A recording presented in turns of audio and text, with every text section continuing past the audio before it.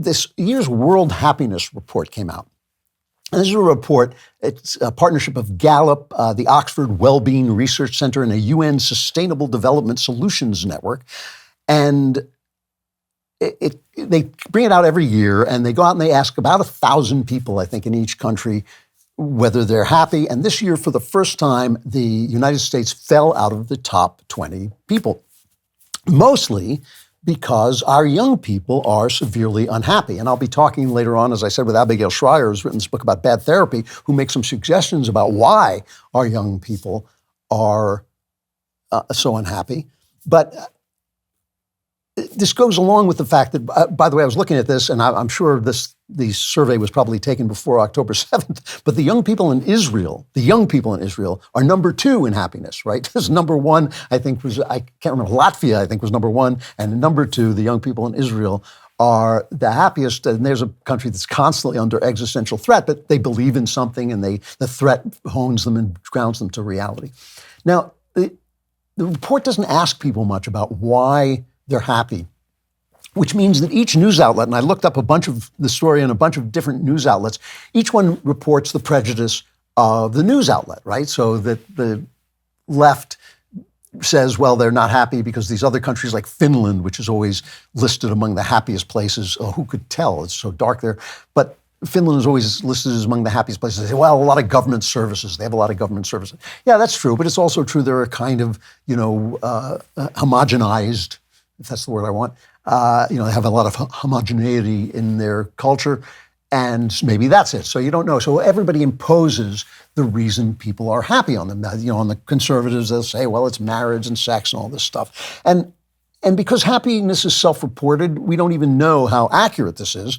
And the funny thing is, at any given moment, you're unhappy, right? At any given moment, I was just, Abigail Schreier writes about this too. At any given moment, you're worried about what's happening in your job, whether I'm going to get this right. Can I do this thing now? I don't have my show map in front of me. Can I actually do this show? You're always worried about something. So it's really hard to know whether a country is happy or not. But we know that the deaths of despair, especially among middle-aged white men, have skyrocketed. With deaths of despair, or what they call drug use and suicide and alcohol use and all this stuff, went down a little bit, those drug deaths of despair during the Trump administration when jobs became plentiful. But of course, they've gone back up over this. But so I'm very wary when I read about the reports on this, why people are unhappy. People in this business are ambitious people, and they want you to get what you want. You are paying for the product, which is me talking, which is our opinions. And so we want to give you the opinions that make you want to pay for them. And the opinions that make you want to pay for them are the opinions that you agree with. And so that's why you hear a lot of people confirming your opinions on TV, because they want you to love it. I'm the exception because, as you know, I'm on a mission from God. And I want you to love me, but because I love you, I feel that I have to really tell you what I believe to be the truth. And it's not that offensive, actually. We are in a weird situation in this country. Have you ever had a friend who's either been through or is going through some tremendous traumatic situation, like a death or a divorce, or their spouse cheated on them, or they've been assaulted in some way, and they're talking to you about how unhappy they are, but they can't figure out why. You've probably seen that thing. I think I brought in a little piece of it. Yeah, the girl with the nail in her head, right? There's a girl talking to her boyfriend, and she has a nail stuck in her forehead. Play this. It's just, there's all this pressure, And sometimes it feels like it's right up on me, and I can just feel it, like literally feel it in my head, and it's relentless. And I don't know if it's going to stop. I mean, that's the thing that scares me the most, is that I don't know if it's ever going to stop. Yeah. Well, you do have a nail in your head. It is not about the nail. Are you sure? Because, I mean, I'll bet if we got that out of there... Stop trying to fix it. No, I'm not trying to fix it. I'm just pointing out that maybe the nail is causing... You always do this. I love that. I think it's a hilarious video. Stop trying to fix it is my favorite line. 'Cause I always say, to my wife, if you want somebody to listen to your problems and not fix them, talk to your girlfriends. Mrs. Hot Gandalf loves when I say that. Right this minute, this is true. People don't want to talk about the pandemic. And when people, in the business talk to you, they say, don't talk about the pandemic because you will lose audience. People will tune you out. They don't want to hear it. It was traumatic. They want to leave it behind. It's gone. It's finished. It's over. But here's the thing, okay? There's a book, one of my favorite, I love this book, by Winston Churchill. It's called My Early Life. They sometimes publish it as Young Winston because they made it into a kind of second-rate movie. The book, though, is great. That guy, every single thing that could happen to somebody happened to him in his young life. He was in the last major cavalry charge at, I think it was called Omdurman. He was fighting the Mahdists, the Islamist threat there. And he had to escape from prison under gunfire. It's just an amazing, amazing story. But one of the things he says, and I'm quoting from memory because I couldn't find the book on my shelf, but one of the things he talks about is that he was at the highest levels of the British government and of the European government. And he says he was at parties with all the great leaders of Europe before World War I. And he was at parties with all the great leaders of Europe after World War I. And they were all different people. They were all different leaders.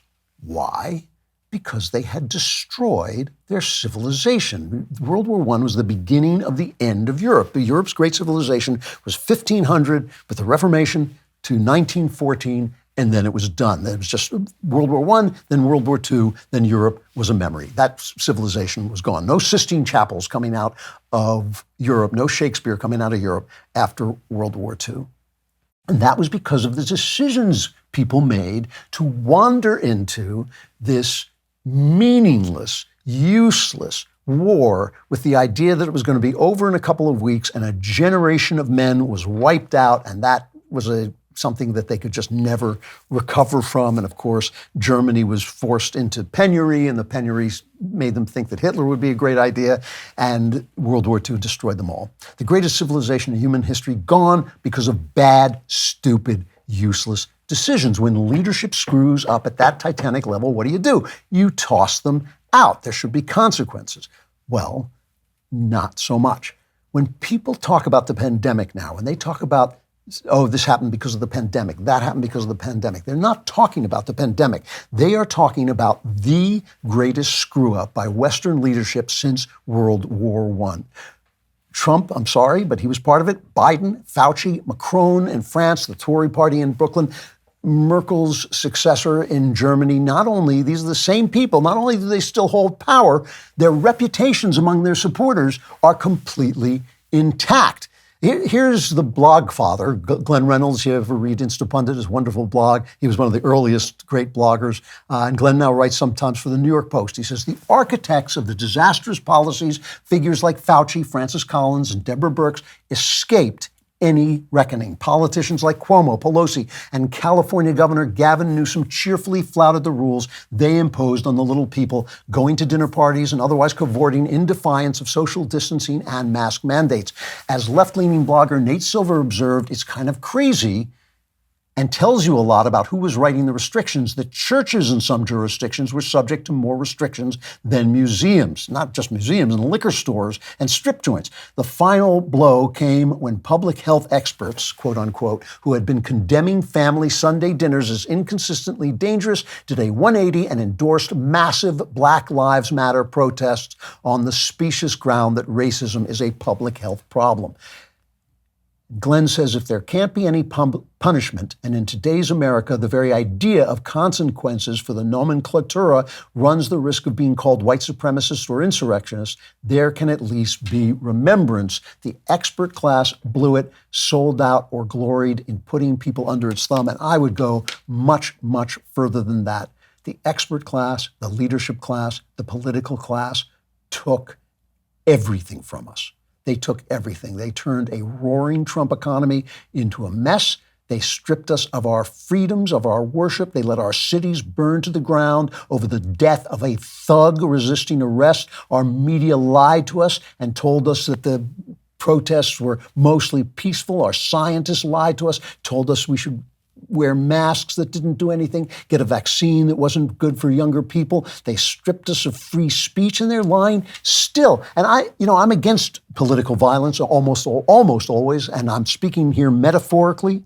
But under what moral system should these people not be, metaphorically, tarred and feathered and thrown into the Klavanless darkness where there is great wailing and gnashing of teeth? For more great stuff like that, like and subscribe. And do not forget to subscribe to The Andrew Klavan Show wherever you get your podcasts.